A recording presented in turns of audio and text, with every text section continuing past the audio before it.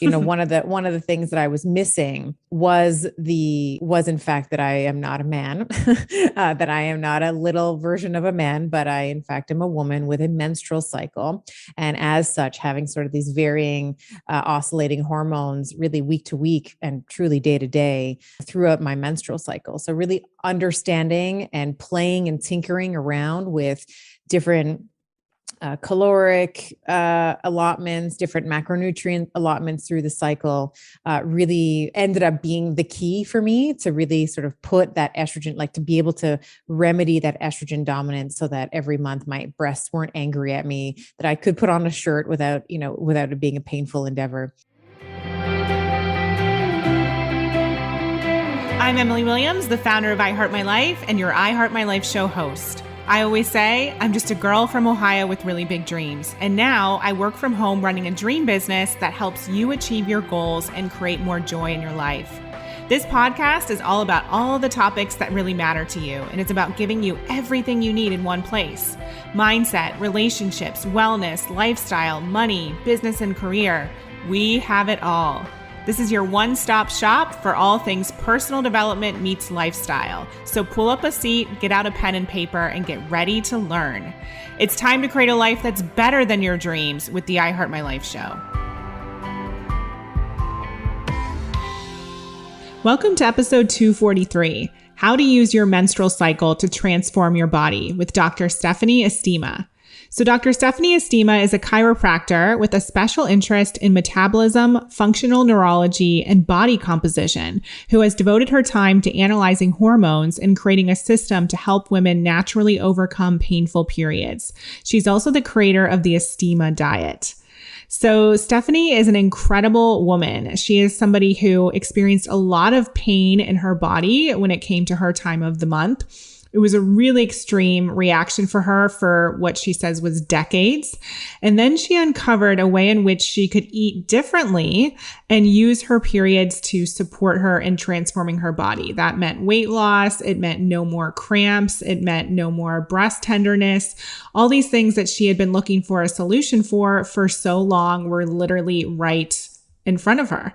And so she now helps women do the same thing, to move through all of the painful stuff that comes with menstruation and really put an eating plan and workout plan in place to work with their body and get the results that they want.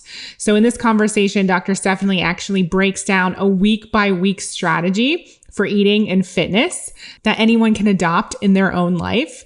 And it's super, super simple to do. So as she was talking, I was literally on the edge of my seat because I was just so amazed at what she's come up with, and also amazed at the fact that we were never taught this. And that so much of we're taught when it comes to health and eating as women has been actually geared towards men. And that's why it doesn't work. And that's why we're not able to create lasting change, or we fall off the wagon. So definitely take some notes as you're listening to this episode, because Dr. Stephanie Estima has so much wisdom to share. And I guarantee that in some way or another, she's going to change your life today. So let's dive in. Welcome to the I Heart My Life show, Dr. Stephanie. So pumped to have you here today and hear more about your journey, as well as talk about weight loss, hormones, and all the things that women need to know about living their best life. I am so just tickled to be here. Thank you for inviting me. I think we're going to have a great conversation today. Definitely. So I always like to start with the story behind the success and the story behind you creating a life that's better than your dreams. So take us back. Where did this all begin? I guess my journey into what I'm doing now was really born out of hating my period. That's really the most succinct way to put it. I had just an abomination of a menstrual cycle for really decades. Without really knowing it, I was running very estrogen dominant. I had suffered very severely from PMS, and all of the, in the 2 weeks sort of leading up to my cycle, which we'll talk a little bit about today in terms of what bleed week means and all of that, but very, very distended abdomen, sore and tender breasts, moody, couldn't focus, was trying to manage the symptoms with medication unsuccessfully, and really just started diving into some of the protocols that we'll talk today around nutrition. And I started off doing it like all the men were doing it because that was sort of the literature that was kind of available at the time.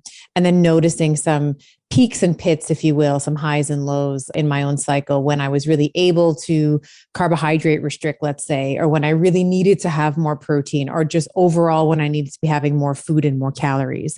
So that's sort of been call it a 7 to 8 year journey. I wrote a book last year that came out about my own journey and then some of the protocols that I've developed when I was practicing in a brick and mortar practice.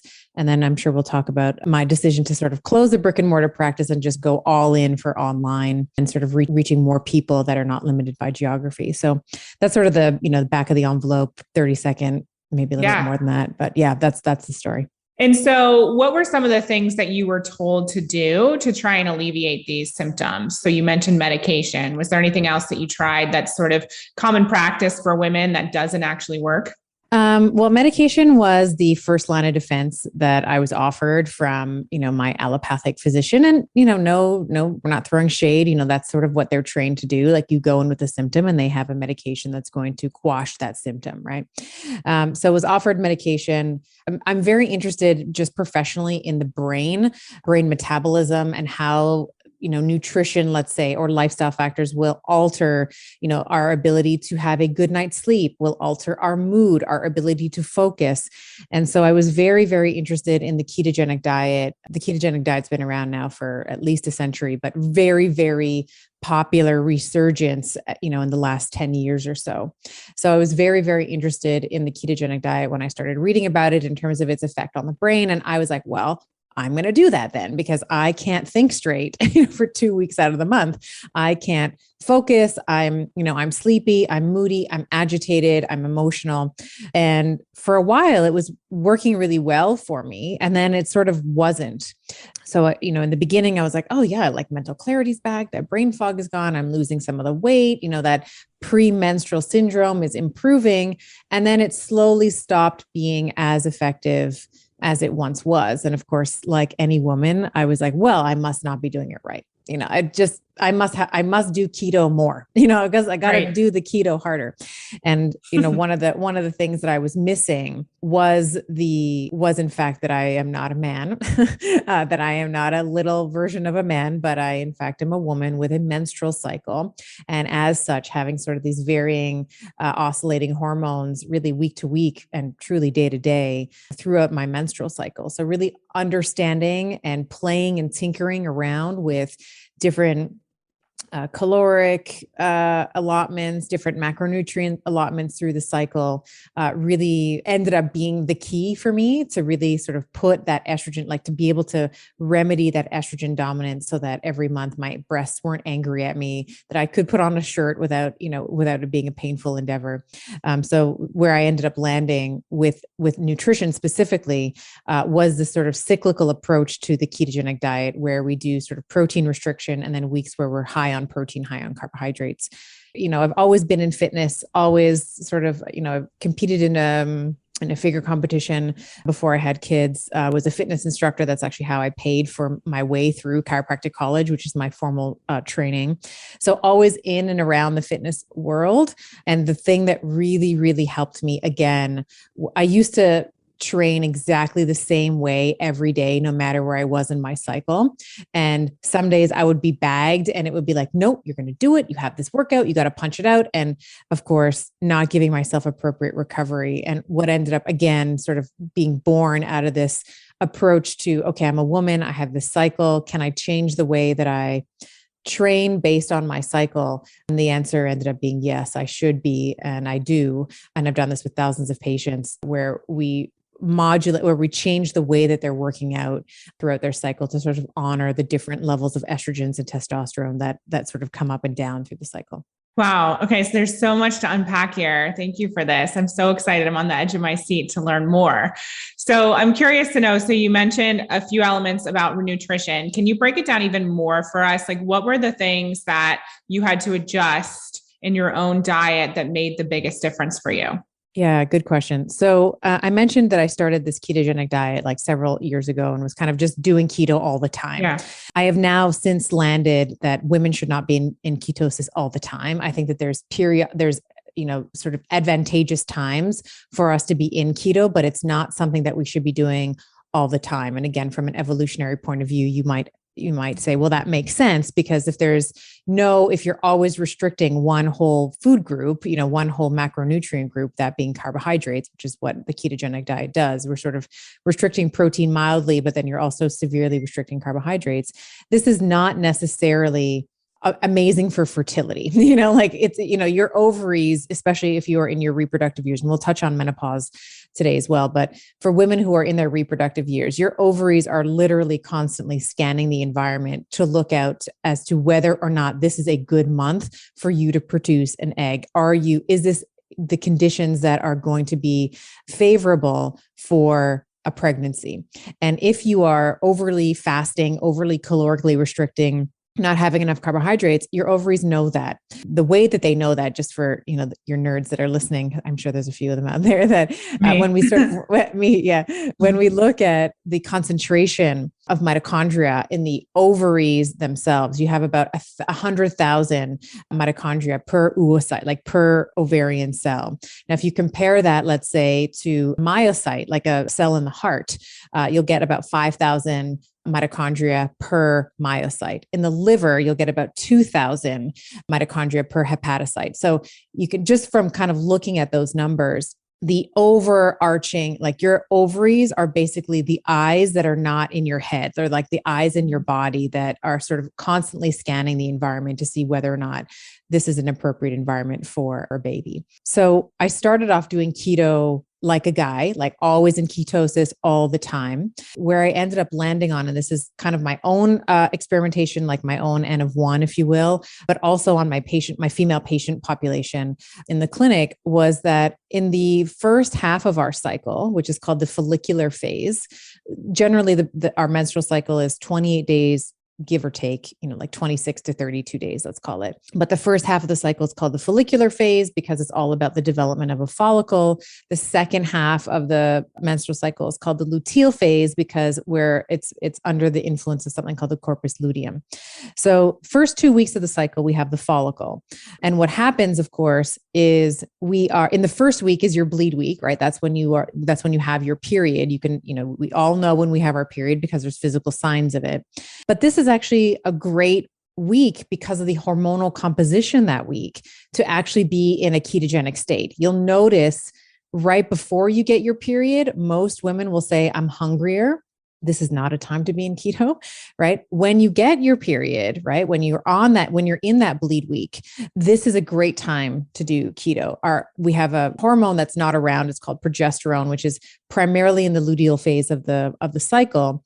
Progesterone is very much involved in appetite, and it's involved in many other things, which we'll get to, but you don't have that in the follicular phase at all. So a lot of women will report that in those first 2 weeks, but in particular, it's sort of the relief, with the shedding of the endometrial lining and in that bleed week, that their appetite is lower. Maybe it's still a little bit high, the day of, right? But once we start to remove inflammation and we start to regulate the cycle, a lot of women will say, yeah, bleed week is when my appetite is at its lowest. And so that's a really great week to do keto. Another great time to do keto is actually right after we ovulate. So ovulation is sort of it's actually the point of our cycle. Like I always joke and say, like the period is like the popular girl. She gets all the attention, right? Like we all know when we're on our period, we know what color, how long, all that. But ovulation is the main game. Like that's the main play of the cycle, is to release an egg. And that happens, about midway through the cycle. I don't like to say day 14 because, 14 is half of 28. So if you have an exact 28-day cycle, it's going to happen somewhere between day, call it 12 and 16. But somewhere halfway through the cycle, you will release an egg. It's viable for, anywhere from 4 to 24 hours. So not a long time. But then again, the hormonal composition, like right after ovulation, so kind of the beginning of week 3, very much looks like week 1, like bleed week, right? So day 1 of your cycle is the first day that you have blood, in your cup or whatever you're using. And then week 3 looks very much like that. We see estrogen is very low. right before ovulation, and it sort of extends for a couple of days after before it starts to rise again. We start to see progesterone's kind of not there yet. Progesterone starts to increase in week 3. She peaks at about day 21, day 22-ish. So kind of the beginning of week 4. So this is another great week to be doing keto. So when I sort of noticed those two similarities between week 1 and week 3, I started doing keto there. The other thing that I did, which I think was a game changer for me in terms of my ability to like repeat the cycle, like going back to keto again, is the use of something called resistant starches. I've talked about this a lot. I've written blogs about it. I've done podcasts on it. But resistant starches are basically starches that resist digestion, hence the name, a resistant starch. So it's not absorbed in the small intestine where most of our food is absorbed. It's actually absorbed in the large intestine.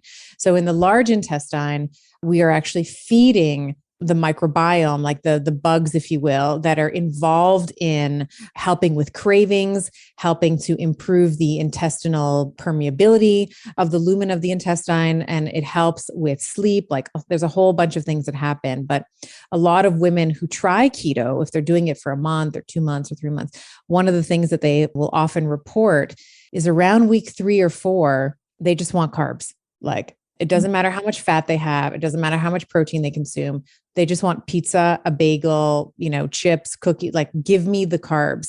But one of the ways that you can actually circumvent that is by consuming these resistant starches, because the cravings that a woman is feeling when she's wanting carbohydrates is essentially a distress signal from the microbiome to the brain. Like there's no food here because all those colonocytes, all those cells in the large intestine, they feed off of fiber and they feed off of carbohydrates. So if we're not giving them carbohydrates, you're going to want carbohydrates. But like an example of a resistant starch might be like raw potato flour. Green bananas are a really good source of resistant starches, not the yellow bananas, but the green ones that you buy from the grocery store, and they're kind of tough. Same thing with green plantains. Those are really great. Cooked and cooled rice, cooked and cooled potatoes. These are all really good examples of resistant starches. So if you're consuming those, particularly in week 3, when progesterone starts coming around, we get that appetite stimulation. You can really help quell a lot of the cravings that you can experience if you've been doing keto for a long time with the use of these. And of course, they're really good for the microbiome. As I mentioned, they're good for beauty sleep. They help with deep sleep. They help with your hair, skin, and nails, like all the beauty stuff that, we're all trying to always find like the hacks. I mean, one of the best ways you can increase your, the shininess of your hair, let's say, or the glowiness of your skin is by consuming some of these resistant starches as well. Amazing. So interesting. So, and then you mentioned right before your cycle, normally we have a bigger appetite. So would that be considered week 4? And would that be a different way of eating? Yeah, absolutely. Yes. Good question. So in week 4, actually in week 2 and week 4, again, I actually like to eat a similar way. Okay. So if we say week 1 and 3, we're doing keto, week 2 and 4, we're not doing keto. So I really like to increase protein and increase carbohydrates in both of these weeks, but we'll just double click on week 4 because you mentioned it, and I can circle back to week 2 in a moment. But in week 4, this is like peak week, right? It's like do or die week. It's like we either have an embryo, we have a pregnancy, or we don't. So your body is working incredibly hard to build up the endometrial lining, which is what you see in your underwear, right? Like that is the blood, like that is the period, is essentially the shedding of that endometrial lining. But in week 4 and week 3, your body is throwing all sorts of nutrients in there. It's throwing in glucose, amino acids, free fatty acids. It's throwing in minerals. It's throwing in vitamins, because it's basically trying to build up this 5-star hotel to be able to receive, right, this fertilized egg. And when we are in week 4, we are going to be much hungrier naturally under the influence of progesterone, as I've already mentioned, but also because all of our nutrients are essentially going into this endometrial lining. So we're naturally going to be hungrier. And this was one of the biggest lessons that I learned, because I used to try to white knuckle my way through the whole month. It was like, it doesn't matter if I'm hungrier, I'm going to, eat the same way. And I would end up falling off, like famously and egregiously, and like cleaning out the pantry and like eating all the things in sight and like, literally saying to myself, like, what is wrong with you? Why can't you eat? Why are you good for 2 weeks and then like you fall off for 2 weeks? It's like 2 steps forward, 3 steps back. That's what it sort of eternally always felt like to me. What I do in week 4 is I change the nutrient composition of the diet. So there's more protein, there's more carbohydrates, less fat, but I also up my calories. So, let's say I'm having, maybe I naturally have, I don't know, 1,600 calories. That's about right. I usually eat like somewhere between 15 and 1,600 calories a day, let's say. I might bump that up in week 4 by 10 to 20% based on, how much sleep I've had, how much stress I have in my life, what my lifting schedule is like, et cetera. So I think when you give women permission, it's like your physiology is demanding that you eat more, right? So you just, as much as we would like to think that, we can go against our biology, you just simply cannot. Like your hormones are much more powerful. Your microbiome, the whispers that it gives your brain via the gut brain axis, it's going to be very difficult for you to resist that over the long term. So increasing your caloric uptake, I think, is really important in week 4. And then we'll kind of come back to week 2 just to sort of tie all the weeks up in a bow, if you will. Week 2, rather, I like to eat that same way. So like pulling back on the fat, higher protein, higher carbohydrates. And the reason physiologically in week 2 is slightly different than in week 4. So in week 4, we've been talking about like basically your body trying to make this like nice, big, fluffy, cushy, nutritionally dense area for a fertilized egg. In week 2, what we have is peaking estrogen and peaking testosterone. And a lot of us, we don't realize that testosterone is actually the most abundant sex hormone in the female body. It's not estrogen. Like we all think, I'm a woman, I have more estrogen. And it's true, we have more estrogen than our male counterparts, but we have more testosterone in the female body than we have estrogen. And testosterone peaks in week 2.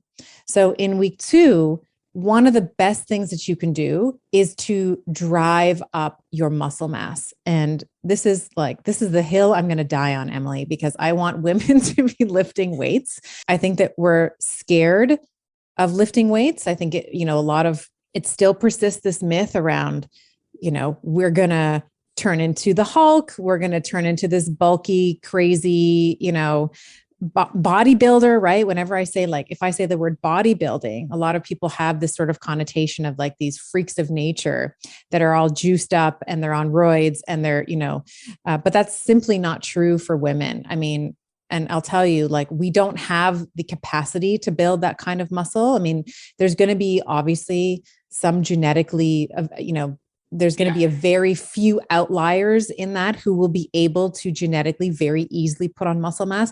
But for 98% of the population, the female population, like when I say female, I mean like anatomically, chromosomally, you're a female. Mm-hmm. It's hard for you to put on muscle, and you need to maximize that week 2 by lifting heavy and increasing your protein. Because what happens when, chemically, we'll talk about just the diet, when you increase your protein, of course, you're now driving muscle protein synthesis, which is just kind of what it sounds like. You're just making more muscle protein. And so you're making more muscle when you consume more protein. You're pairing that with increased carbohydrates, which are going to prevent muscle protein breakdown. And now you are net positive in terms of muscle growth. And that is going to help your testosterone levels over the long term. And one of the things we know, particularly, if you have women like entrepreneurs who are in their 30s, 40s, 50s, we know that naturally testosterone kind of declines, right? And naturally with age just declines if you're not doing anything about it. One of the ways that you can naturally keep your testosterone levels augmented, that you can increase them, is through increasing your muscle mass. So that's specifically why I do it in that week, is like that sort of high protein, higher carbohydrates in week 2, and then higher protein, higher carbohydrates in week 4, but with an additional calorie bump as well. Amazing. And when you say lifting weights, so can you tell us, is that 3 days a week? Is it every day? What is your schedule during those weeks? Yeah, I think that there's a lot of individual, like, everybody's going to be a little bit different. I've been lifting weights for decades. So I really enjoy, like, most of my training is resistance training. I do very little cardio. The cardio that I do is typically like very low intensity, steady state, meaning that I go for a walk after dinner with my kids. We'll go for like an hour around the neighborhood, or we'll go to the park or something.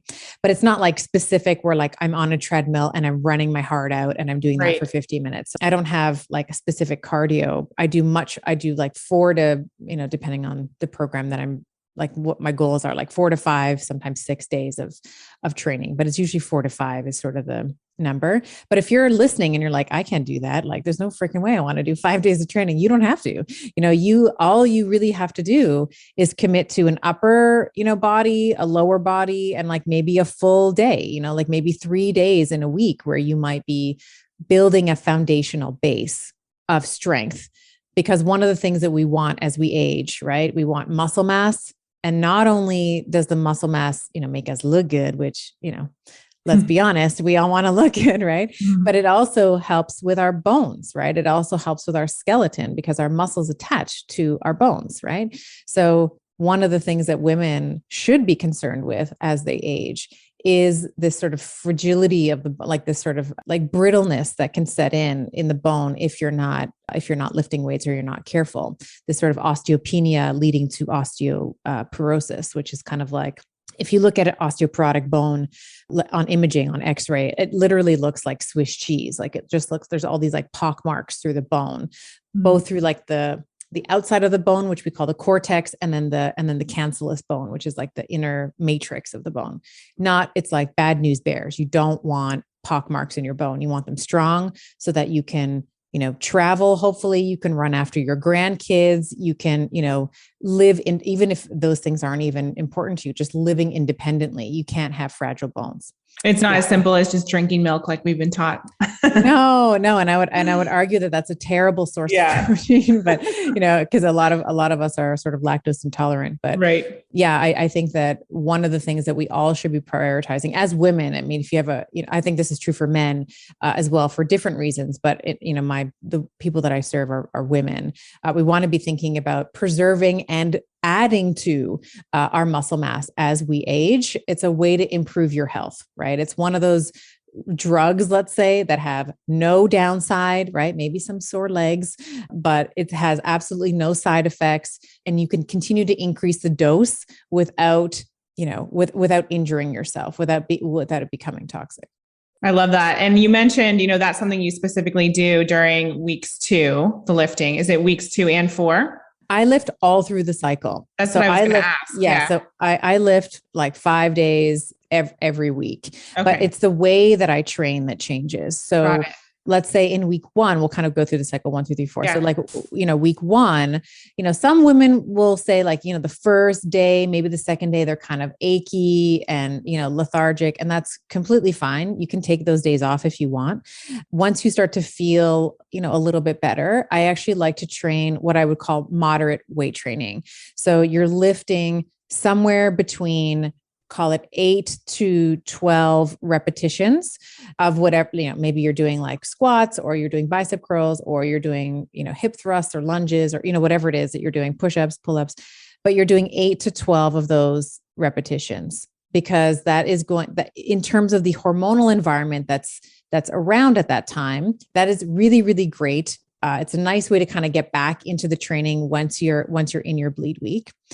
As we move into week 2, with that peak of estrogen and that peak of testosterone that we were mentioning before, I like to lift very heavy this week. So I like to, move the reps down, but the weight up. So the reps might move from, 8 to 12 was week 1. I move it to like 5 to 8 in week 2, but the weight is significantly higher. I usually need a spot, or I can just do, let's say 5 or 6 with like really good form. And I know if I do rep 7, like everything's going to fall apart. So like I'll maybe do 5 or 6 reps that week.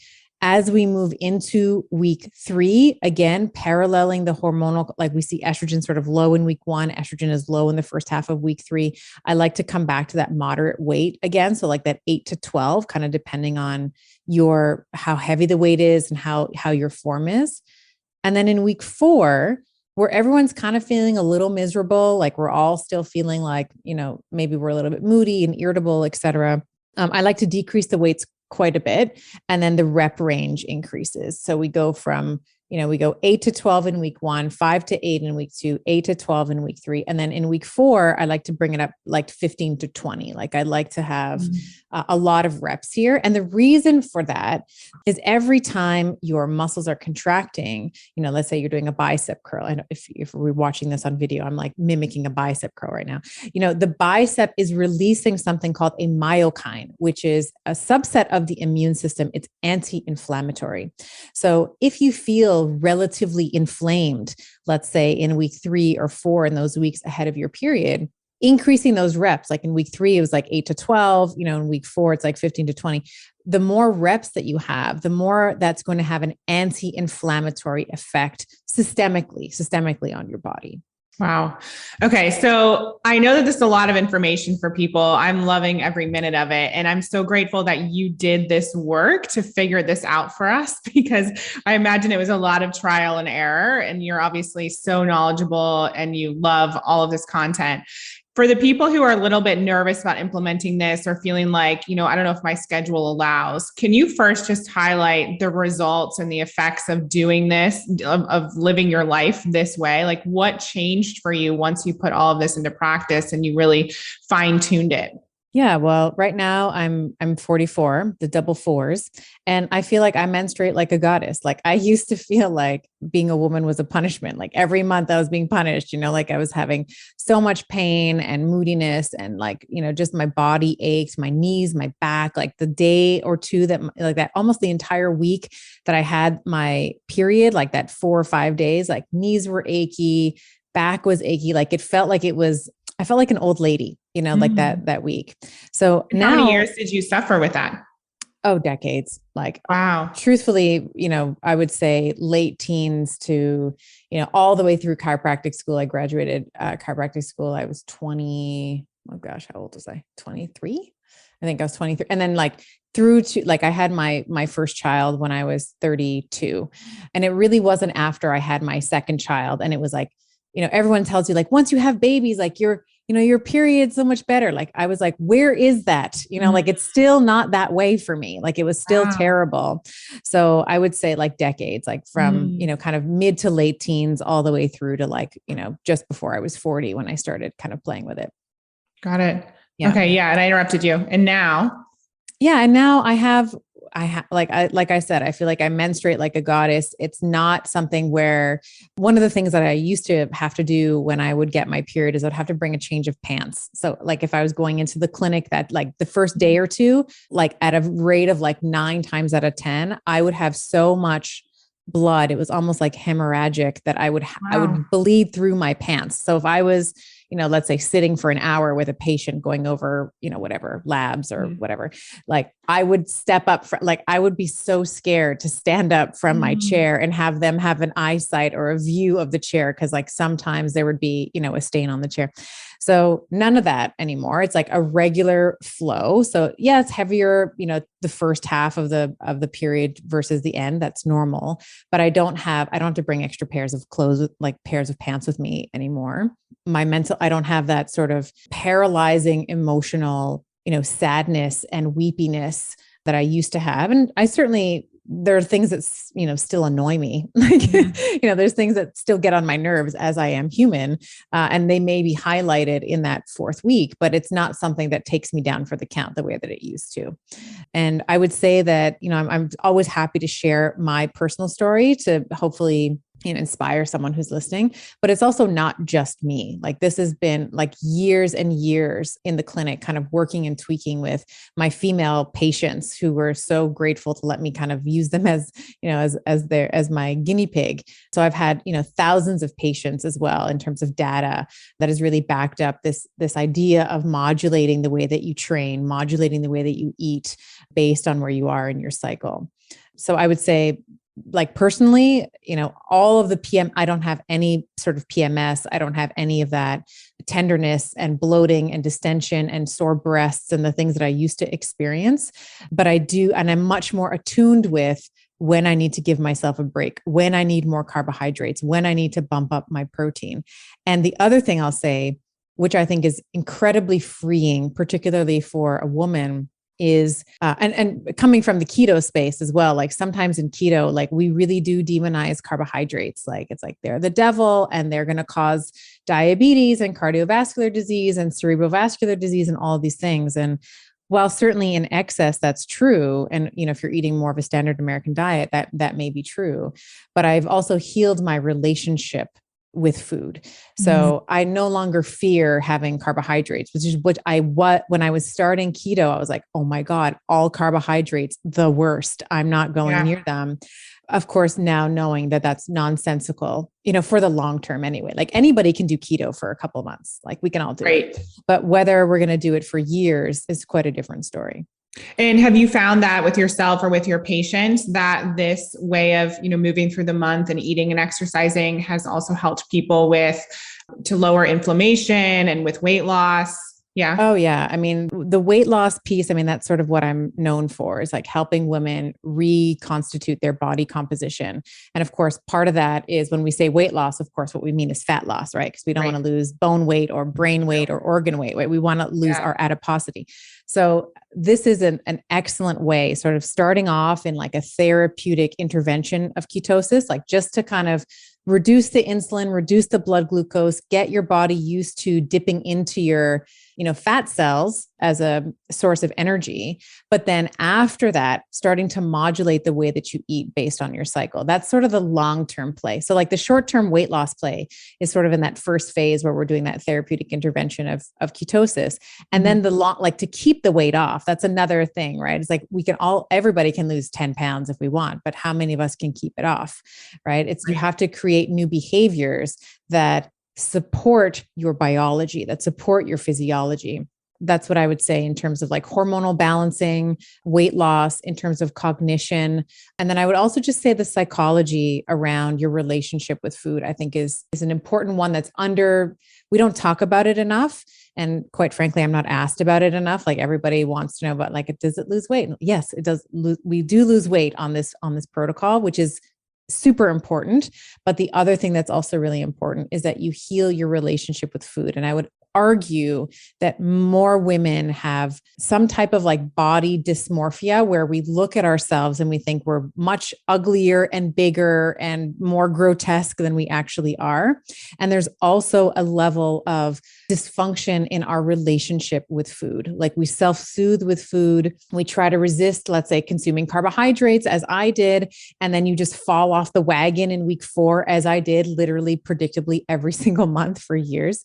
And as women, I think we tend to blame ourselves. It's like, why couldn't I do this? It's like, well, maybe the diet didn't work for you. Like maybe it wasn't actually set up for you to succeed because it was designed, in many cases by men for men based on the research in literature, which is often done by men for men, right? So, this is more of a female-centric approach to long-term weight loss, hormonal balancing, but also body composition and the psychology of food. Because one of the things that I've learned, as a coach, as a doctor, is that nutrition is almost, I mean, for sure it has, we have to know the physiology, we have to know the implications of macros and everything, but working with women and men with nutrition is almost never about the nutrition. It's almost always about our relationship to the nutrition, right? Totally. This is far more important, and we don't talk about it enough. Like what I'm talking about here is not like, I'm not trying to like be self-derogatory, but it's not rocket science, right? Like I'm laying out the map for you to maybe follow, but why people won't necessarily be successful in following that map is the way that they feel about themselves. Is the stories that they've been told from mothers, fathers, teachers, preachers, whatever, in terms of their worth, in terms of their value, in terms of their capability, et cetera. I know I'm going off on a bit of a tangent, but I think it's an important one.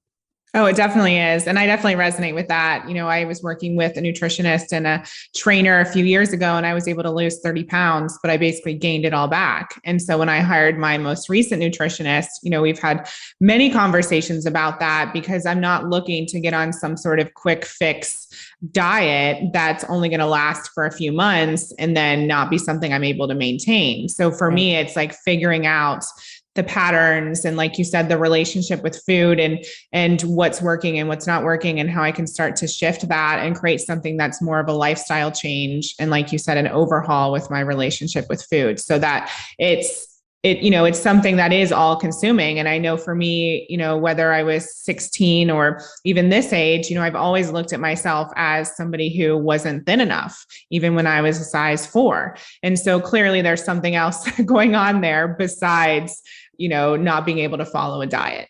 Right. Right. And that's so well said. And I so appreciate your honesty as well, because I don't think that, I don't think a lot of people have first, I don't think that they have the awareness that that might be going on. But I think that when we can start looking at how can we not look at the behavior, but how can we look upstream to the beliefs that are driving the behavior? And that's kind of coming back to the brain, that's sort of like my obsession with like the way that the brain works. But it's like, whenever we have a behavior, it's because upstream in the brain, there is a belief system that supports that behavior. Right. Yes. So I think that's, and so we can tweak the behaviors, right? Like one of the things I often, when I'm, coaching people, like one of the first things you'll hear me say, and like so many people do, like hard eye roll. It's like, that it? I'm like, chew your food 20 times on each side and make sure that your fork gets set down on the table when you're chewing. Mm-hmm. And most people are like, stop. That's not the only thing you want me to do. What about this? What about that? What about my cycle? What about weeks and this? And it's like, that's literally all I want you to do for 2 weeks. Put your fork down while you're chewing. Because so many of us, we just hold the fork, we're chewing. And then it's like it's the next bite. Yeah. And so what we don't actually allow our body to do is send the signal to be like, are you full yet? Should I have the whole bowl or should I eat, maybe this is a bit more advanced, but I'll just share it with you and your audience anyway. One of the things I'll have some of my women do is I'll say, I want you to eat until you're 80% full. Well, how the hell do I know when I'm 80% full? Well, you need to eat slowly, right? Right. So that you can give your body, your stomach and the signaling from some of the hormones that are released from the digestive system back up to the brain, into these appetite regulation centers that can say, oh yeah, we've had enough calories. We're good. Right. And it's harder to do in a modern world where it's like you have everything at your fingertips in 30 minutes or less, but slow and steady is so, I'm trying to make slow sexy. Like, it's like everything slow is better than fast. And this is especially true when it comes to nutrition. Yeah, I even noticed pizza is one of the things that I absolutely love. And so I noticed one day when I was just practicing paying attention to why I was eating, I knew I was full, but I still wanted to eat the rest of the pizza. And I was like, What is that about? What is it that I'm actually craving here? Because clearly I'm full. And so what is this symbolizing, and what am I actually yearning for here in this moment? Right. Yeah. And so there's that awareness. Totally. And like we all have those comfort foods, like pizza. For you, I love, there's an Italian, it's called cacio e pepe. It's very simple. It's just basically spaghetti with like some cheese and some pepper. And I could eat the entire box of it. Right. But if I try to never eat it, that like white knuckling kind of thing is going to end up disastrous for me. So I have it, I make sure that I have it in that week 4. I have it in week 2 as well, when I'm increasing my carbohydrates as well, so that I'm getting a taste of it.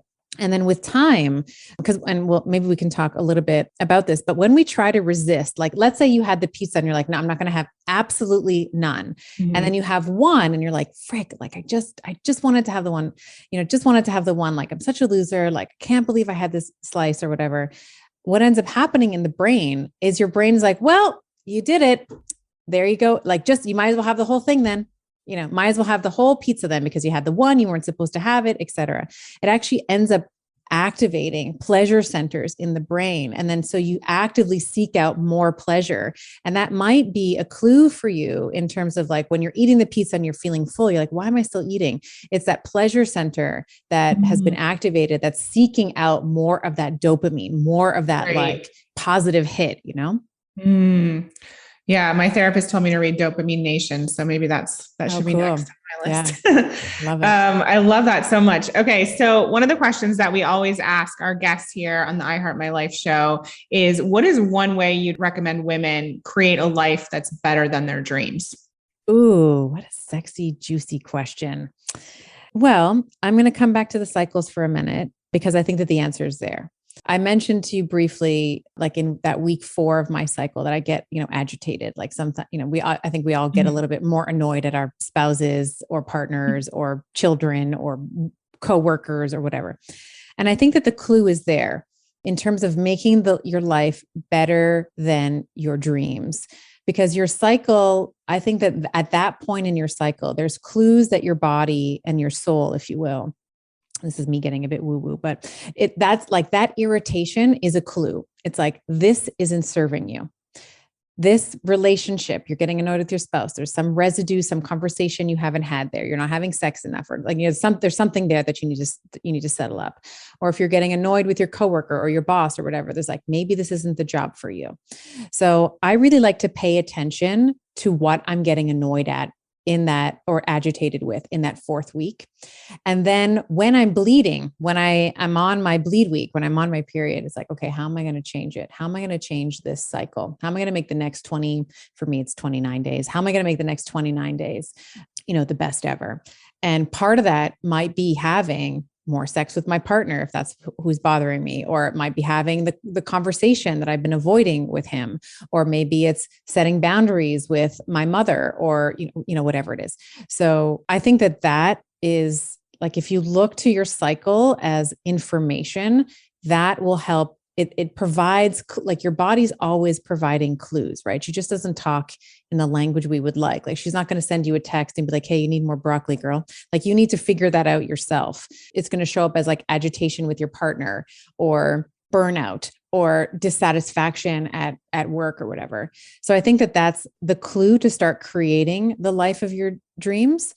And then the other piece that I would say, and this is something that I've done that I found incredibly helpful, is I have a journal. It's actually just behind me. It's like a little special Wonder Woman journal that I have, because sometimes I talk to Wonder Woman when I'm asking for guidance. And I write out all the things that I want. Like, this is an exercise in desires, which I don't think women do enough. And we are such powerful manifestors. Like, think about just your anatomy. You can create human life, whether or not you want to or not. Different conversation, but you have the capacity to create people. So can you not use that womb power to create the things that you want in your own life? And so often when I ask women, like, what brings you joy? Like, what do you want? It's like the question, like, hey, what do you guys want to do tonight? Oh, whatever you guys want to do, I'm fine. It's like, no, I want a lobster dinner and I want to go to Cirque du Soleil. And then after that, I want to have like mind-blowing sex. That's what I want to do tonight. Like, I want women to be able to say, this is what I want. And you only are able to get there by writing out, maybe not, that's not the only way, but identifying, we'll say it that way. Identifying your desires. For me, that's writing. I like to write. I find it very therapeutic. So for me, I have pages and pages and pages and pages of what I want, and allowing yourself to want. I think, when you're a mom, when you're, in a partnership, like we're just natural caregivers. We're often thinking of other people and we forget about ourselves. We don't make the list. We don't make this is the important thing to do today list. And I think when we start to clue into the things that really light us up, that's when you can start creating the life that's way better than your dreams. Thank you for sharing all of that. I so resonate. We talk a lot within our community about paying attention to your emotions. And I love that you've highlighted, on week 4, that's a great opportunity to do that. And then week 1, looking into how you can transform that. So beautiful. So where can people find you? Because I know they're going to want to dive into your membership, get the book, all the things. Where can we find you? Oh, thank you so much. So you can start with the book. It's called The Betty Body, bright pink. If you're looking at this on video, it's right there. It's like bright pink. I'm in a purple dress, two favorite colors, very, very girly. It's called The Betty Body. And it's basically, we go through all that we've talked about today in a lot of detail. So, all the weeks in terms of how you should be eating, how you should be training, rest and recovery. We talk about sex and we talk about orgasms. We talk about brain health, sleep. So that might be a really great place to start. The other place you can find me, I too have a podcast. It's called Better with Dr. Stephanie. So we have a weekly podcast that goes out. And then the other place you can find me is on Instagram. I'm fairly active and it's at Dr. first name, last name. So at Dr. Stephanie Estima on the gram.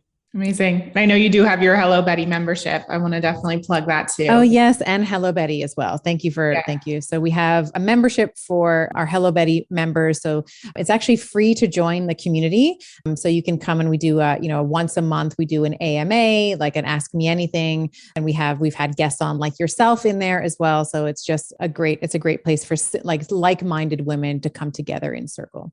Well, thank you so much for being here. I feel like my eyes have been opened to a new way of moving through the month and eating and lifting. And more than anything, I'm just reminded that for so many years, we try and dismiss our cycle, pretend like it's not happening. We wish it would turn off, but there's so much wisdom there. And like you said, it really is that way to create a life that's better than your dreams. So thank you for highlighting that and for all this incredible information. Thank you so much for having me. I had a great time.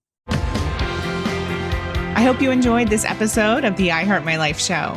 Now do us a favor and tell people about this episode. It's truly our duty to make sure that the I Heart My Life movement is spread far and wide. The truth is, life can be challenging, but it is possible for all women to love themselves and their lives.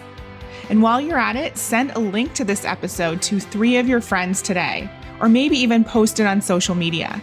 Use the hashtag I Heart My Life show. That's hashtag I Heart My Life show.